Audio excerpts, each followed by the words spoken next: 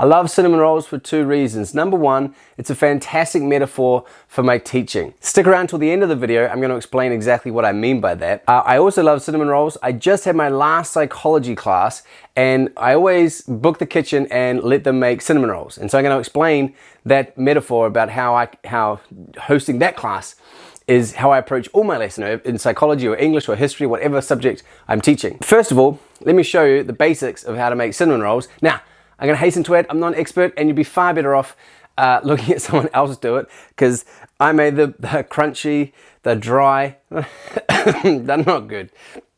I mean, but they're covered in sugar and butter and cinnamon and it's bread, so I mean they are good, right? They're fantastic. My point being is, this isn't really a cooking video, but if you've got no idea how to ever make cinnamon rolls, I'll show you the basics and then you can do it much better. But that's it, right? I believe action precedes motivation and inspiration. Just go and do it and figure it out later. So first up, here's my quick, I know I look like a cheap version of baking a old babish. I'll show you how to do it. Then I'll show you my students making it and I'll talk about why I think this is a fantastic metaphor for my approach to teaching. Right, set your oven to 190 degrees, get your ingredients out: flour, sugar, yeast, milk, 1 egg, and some butter and some cinnamon. I'll put the link in the description for the actual recipe. 2 cups of flour. I'm not very good at measuring, as you can see. Bit of a sift, then the old hairy hand technique gets in there. That's the yeast goes in. 1 cup of milk on a nice low heat just to melt the butter and to warm it up a little bit. Exactly that much butter. Give it a stir.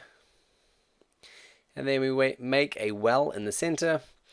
Add in the milk. I got to test it. It's far too hot. Should have put it in the fridge, but oh well. Give it a mix there. Oh, first the egg. Crack it, 1 hand technique. Look at that.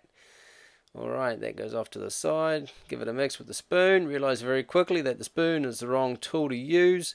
So we go to the old whisk. And then start thinking, is it 2 cups actually 500 grams? I think it might be 3 cups. So we've got to figure out, we've got to add some more flour here because it's far too wet. Should have read the instructions. They're in the description, by the way. Apologize to old Spoony. Get him back in the job. Add a bit more flour. And we sort of repeat this dance for quite a while until I keep figuring out my dough is too damp and moist. And so we just add some flour there, knead it in.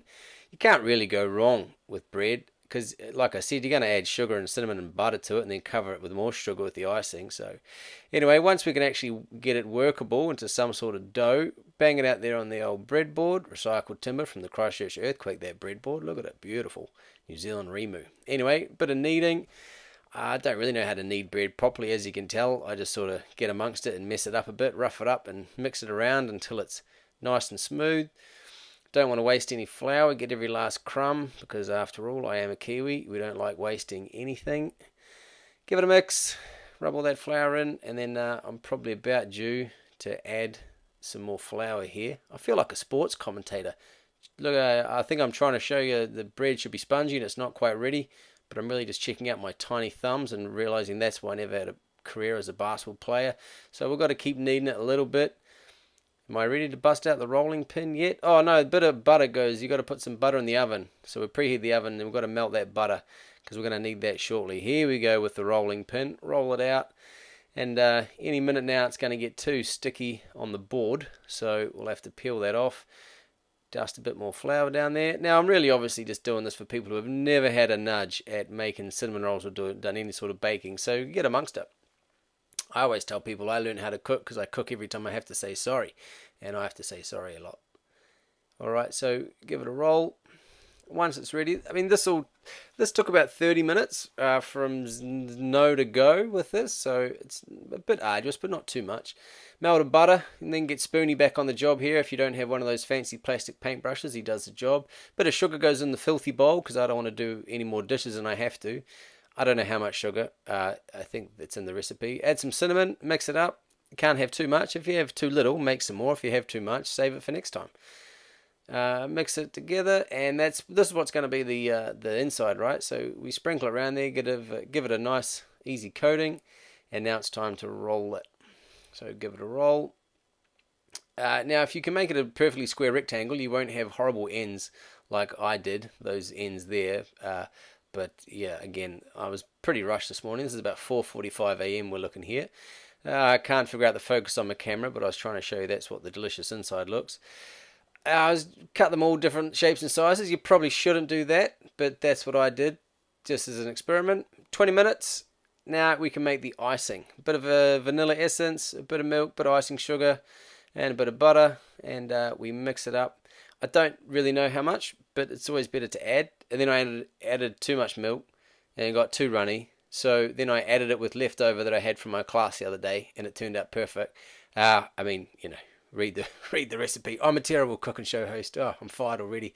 I realised my oven mitt had a hole in it. It was too hot. All right, 5 more minutes. It was 25 minutes in total for these, and that's why they were pretty dry and horrible, because I cut them too small. I'd suggest maybe making less and making them bigger.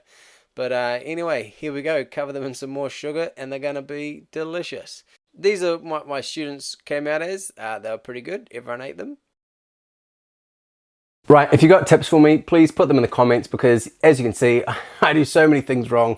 I'm not great at recipe following. I'm not great at reading recipes. I just go for it and then figure it out. Now, how is this a metaphor for teaching? When I was in the kitchen the other day, I had 13 psychology students, and here's what I did. I chose the recipe. I've tried loads of different cinnamon rolls recipes over the years, picked it, I got all the ingredients, I brought them to class, I just put it on the bench, I divided them into 4 groups of 3, gave them the ingredients, here's the recipe, go for it. I just stood back, and this is what I do every time, and it's exciting, and it's stressful, and it's tense, but they never hesitate in just picking it up and going for it. And they're not shy, they just dive in even if they don't know what they're doing. And it's so much fun. Last year, actually 2 years ago, before COVID, I had a cooking club. And so once every week with the seniors, you know, we would learn how to cook different dishes. Same principle, right? I would select the recipe, I'd bring the ingredients for them, and then they'd just come in and then they would cook. It was fantastic. I really, if your school doesn't have home ec and cooking class, I really wish they did. Mine doesn't. That's why I started cooking club. Anyway, so here's the ingredients. Here's the recipe, go for it. I stood back and just roam around. And then a couple of times I might explain, all right, here's how you knead bread. Okay, stop, everyone listen. Here's if you kill your yeast. My cinnamon rolls just now, my milk was way too hot, so I killed the yeast, but I didn't have 10 minutes to wait to put the milk in the fridge to let it cool down. But just explain some things along the way. I think that's how I approach teaching, right? Where it's, here's all the things that we need today. Here's the problem. Go for it, right? And then you guys work it out, trying to work together to solve the problem. But there's a really important distinction to note here. So in my mind, this is a kind of a good model of how I view inquiry learning, which is you guys figure it out, go for it, solve the problem, do it any way you like.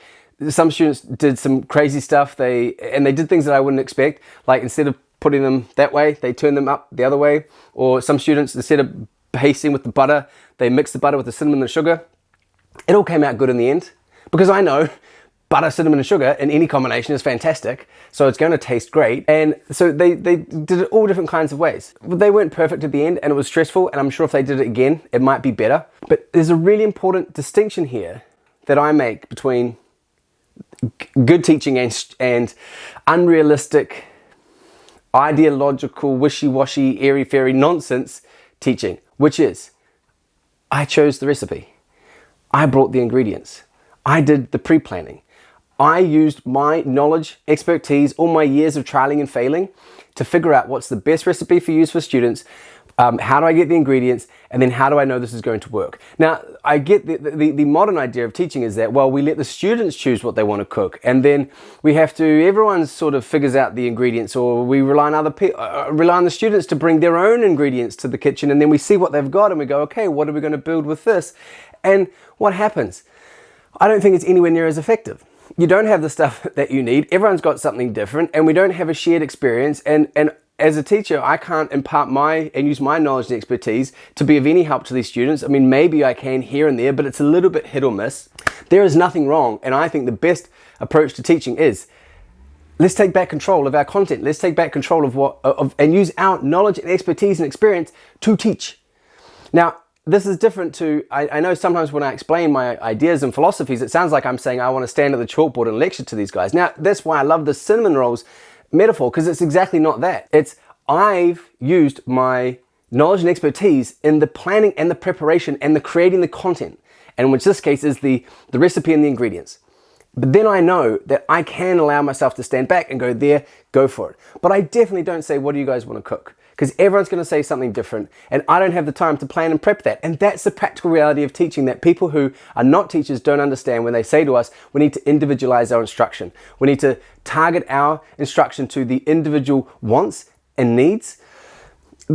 That is if you can do it, I'm not trying to convince anyone to stop doing something that they're loving and that's working for them. That's fantastic. But for me, it didn't work, and I found a better way, which is exactly why I'm here sharing it. Sorry, I know I get excited and I talk too fast. I'm trying to get better. I used to worry too much about what other people were doing.